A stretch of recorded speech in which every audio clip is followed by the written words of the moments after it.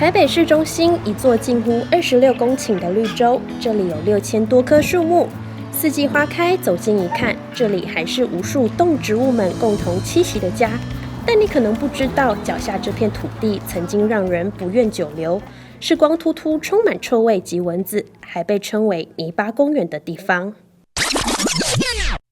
1994年開園的大安森林公園，經過20多年，樹木依舊又瘦又小，常常台風一來就倒塌，反倒吸引台大教授和專家來找尋原因，其中包括台大昆蟲學系楊平世教授。我們就找日本專家過來，日本專家大概日本的树醫師，還有美國專家是樹醫師，他來幫我們瀏覽一下這公園裡面這樹到底怎麼搞的。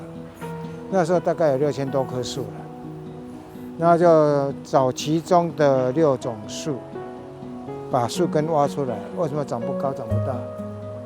第一個，地下水位太高；第二個，土壤夯實。以紐約中央公園為目標的專家們發現，土壤因為長期踩踏而硬化，加上排水不良，是公園生態活化重要的關鍵之一。於是楊平世和一群教授成立基金會，從最基礎的地方重新整治，地面不用水泥，改鋪碎石路，排水溝改傳統土溝，留住雨水再利用。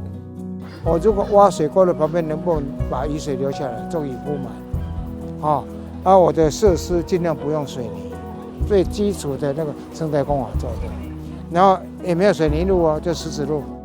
那時候都沒這些樹啊，那個樹苗也剛種而已，對，然後就光禿禿的這樣啊，對不對？沒什麼遮蔽物了，不會像現在看起來像樹林。解決了樹的問題，接着是最擾人的蚊蟲滋生。採用生態防治法和棲地管理，在公園內架設多座防蚊液。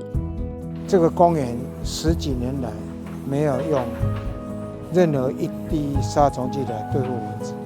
我用所謂的生態防治法，就一個生物防治跟蚊蟲棲息地的棲地管理，就是不要讓它積水。會積水的地方一定有小黑蚊，用棕櫚灰的澄清液，再加那個黑漿菌，就帶出去噴，可以直接殺死那個小黑蚊的幼蟲。把手伸進來，輕輕的踩哦。這2年來用的量很少。表示什麼？蚊蟲密度太低了，低到它有的根本不需要，所以除了用所以表示說我們的生態，這蚊虫的生態防治蠻成功。對大安森林公園的印象是怎麼樣？還蠻 chill 的。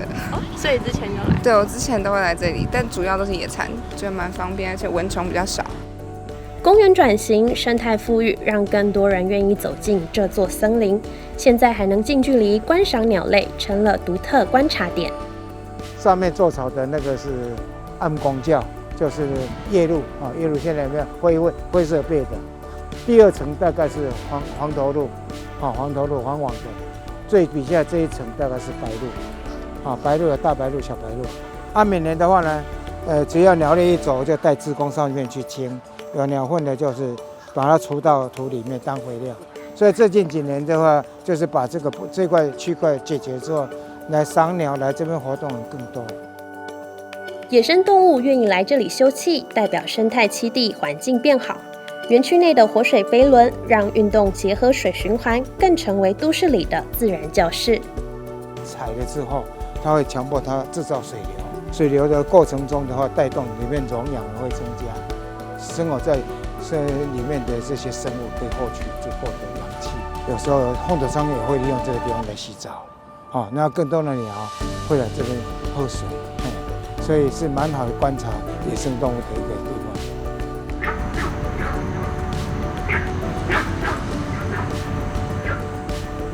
如今失而復得的螢火蟲，每年4月開始在市中心都能見到。1994年。成立公園的那個時代，眷村裡面還是有螢火蟲，但是成立變成公園之後，這邊都沒有啦。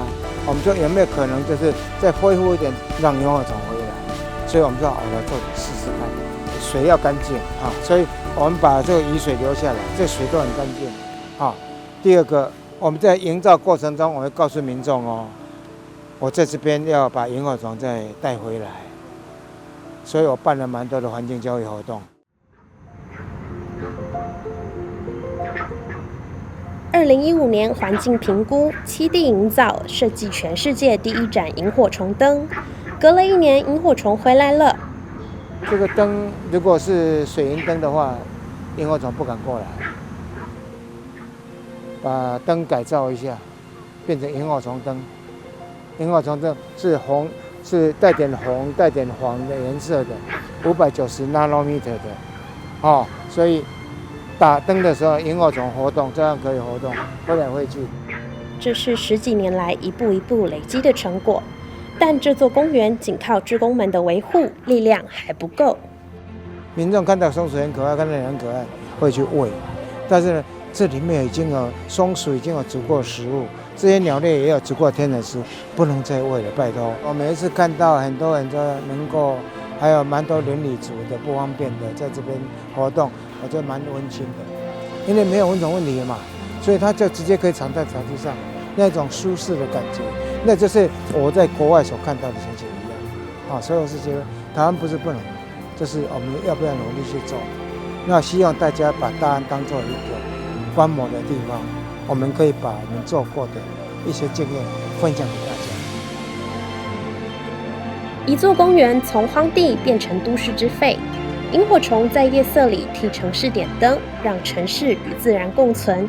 20多年來，看見台灣人為自然留下未來，因為每一座城市都值得擁有一片森林。